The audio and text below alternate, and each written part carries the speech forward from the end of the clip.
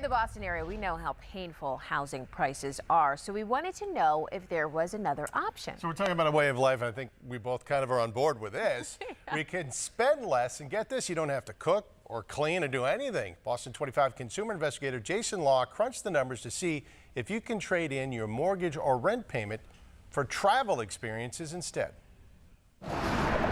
You commute, work, cook, clean, pay bills, and the cycle repeats. But what if you could trade it all? A chef, a maid, all amenities included. Your only worries, the sea breeze messing up your hair. Here's the kicker, it's cheaper. I am currently packing to go for a month-long stay at an all-inclusive resort in Mexico. Ben Keenan is getting ready for a trip of a lifetime, a social experiment of sorts.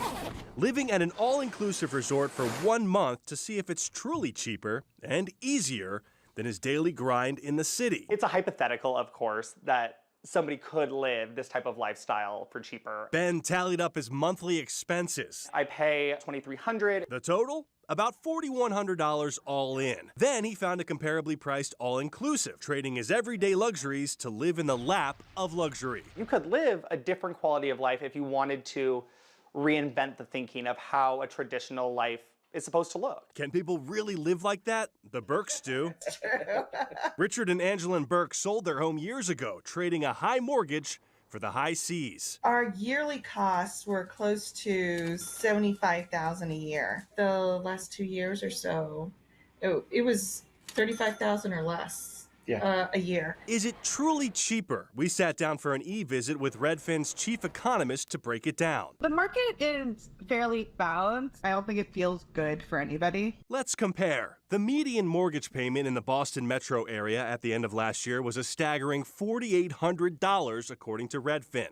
Don't forget property taxes, insurance, and HOA fees. You would have to be making $200,000 to comfortably afford that. As for renting, this spring, a study by Harvard University and Boston Pads found the average rent in the city is over $3,000 a month.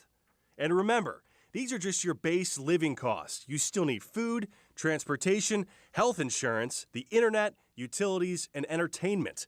The average person spends about $1,500 a month on all of that. On a cruise, you could live for as little as $100 a day per day if you share an inside cabin. That's about $3,000 a month total. For an all-inclusive resort in Mexico, you're looking at $100 per person per night on the low end. People think life's expensive. I've got to do what I got to do.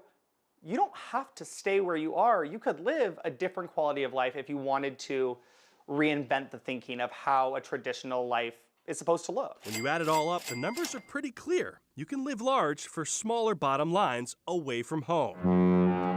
One wrinkle in all of this, of course, is income. Unless you're retired, you need to keep working. So this type of lifestyle would really only work in the long run if you can work remotely. I'm Jason Law for your local station, Boston 25 News.